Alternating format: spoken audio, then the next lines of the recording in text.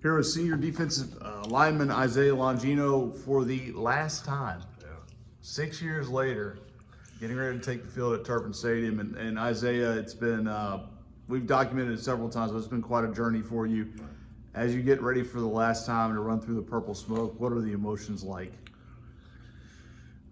Honestly, it hasn't truly hit me yet. I think that this is, this could be the last one possibly. For sure the last one in Turpin. But I'll just look back at the journey, man. It's been nothing but joyous, It's been nothing but happy emotions, just relief that we're here at this stage, that I've made it to the point where I can play for a championship now. My last few years hasn't been everything that I wanted, but to be able to come out and, Saturday and be able to say that we're playing for something is just huge. You hit on it there, but I mean, when you try to put it into words, what are you playing for a title after the way things have gone? It's got to be special. It's got to be kind of fairy tale. Any other things you can add? Honestly, that's a perfect word for it. I mean, this whole season has felt like a fairy tale in a sense. We had the miracle for the NSU trophy, which I had never won before that. Going, so far 5-1 in the conference, or 4-1 in the conference. It's just the way things have turned out, the ups and downs. I can't help but feel like it was meant for this to happen. It was meant for this season to go this way. Unfortunately, we lost the last one, but regardless, it just feels like it was meant for us to end with something special. Let's add another layer to that. You moved to defensive line last year. Mm-hmm. Your position coach was Kevon Beckwith. Right. He'll be back Saturday night with UIW. Yeah. It just adds something else, and I think Right. Beck's a guy you learned a lot from when you did move from linebacker. Right, definitely a huge guy in terms of my development, not only on the field but off the field as well. Somebody I looked at as a mentor, somebody I looked at as like just somebody I wanted to become like whenever I did decide to coach, because that's kind of what I plan on doing. Took a lot of notes from him, both football and off, and it's crazy, like you said, it adds that extra layer. Like now going against somebody that I before the season thought was going to be here, kind of planned a lot of my offseason based off the fact that he was going to be here, and it's like now I get to ruin his chances of doing things. So We'll talk about that. We've talked about your story so much. We know about the injury in 19 at UT Martin. We know about the comeback. You're going to walk out of here no worse than tied for fourth all time in sacks. Right. You had Roy Locks here during homecoming week. Right. A guy that you're tied with, a guy that went in the NSU Hall of Fame this past year. What's that like to know that you're going to, there's a piece of you, no matter what, that's going to be in that top 10 for probably a long time? Right. Man, I really can't put it in words. It's whenever I first came in to my visit, I remember my freshman year, upstairs in the little office, the coaches' offices, they have the plaques of everybody's, the Hall of Fame plaques and the NFL Demons and the Leadership Award people, and I told myself I was going to be on one of those plaques eventually. That was my whole goal. Whenever I decided, after the visit on that Sunday, I decided I was going to be here. But looking at those plaques, I said, that's all I want to be on that list one day. I want to be on one of these lists, a few of them. I want my name to be stamped here. And to know that throughout the journey, even after becoming a lineman and everything, and not really expecting, not really knowing how life was going to turn out, how this football college was going to work out, I can't be anything but more grateful to say that I've done that. So.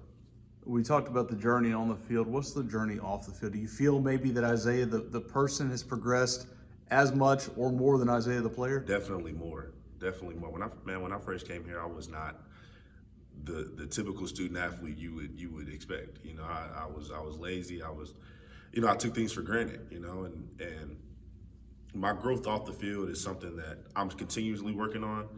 But it's the fact that I've decided to work on it in the first place that I believe is the biggest progress. I really didn't care what people, I didn't care about my issues. I didn't care about those problems that I had off the field, about being a good athlete, about being a good student, about being a good person in the community, honestly. And now, as I've grown up, as I went through these things really on the field that have affected me off the field, I've just become a better person overall. So. Is there anyone that's here or that was here that's kind of you think has helped you in that regard, maybe as much as on the field? Man, there are so many people. A few people that stand out. There are a lot of coaches, like you said, Coach Beckwith, Coach Olson was my first linebacker coach my freshman year. He gave me the first real sit down, real talk other than my parents, right? That really helped me to kind of wake up. And like Coach Lucas was huge in my life,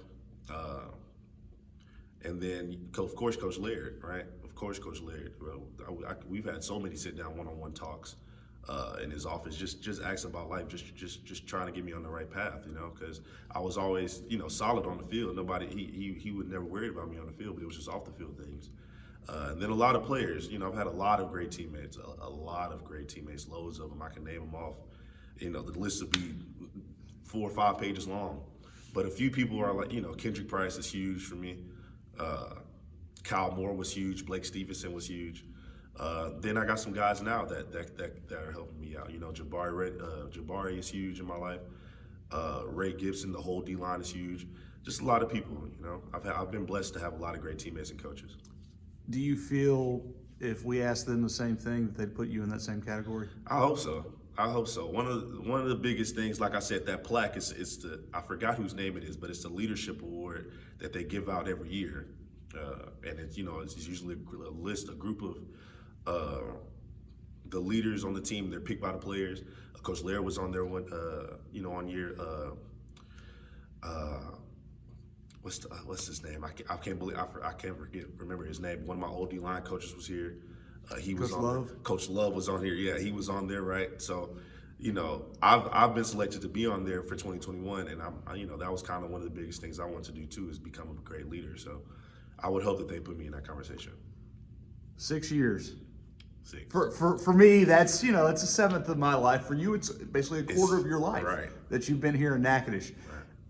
Could Isaiah Longino in 2018 have foreseen, or 2017, Right. foreseen that 6 years later he'd still be here making an impact? No way.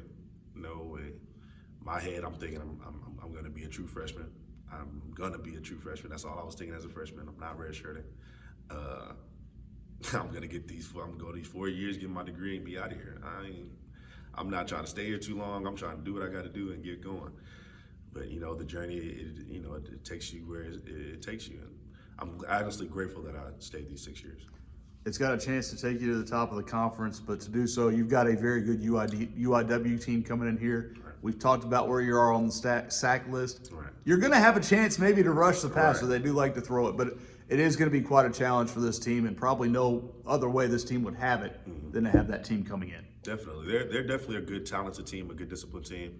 We got our work cut out for us, you know, but everybody kind of knows what's on the line. Everybody knows what we're playing for. And we have to put it together this week. There's no other choice. We have to put it together. So we're definitely down for the challenge. You know, we definitely accept it. So, yeah.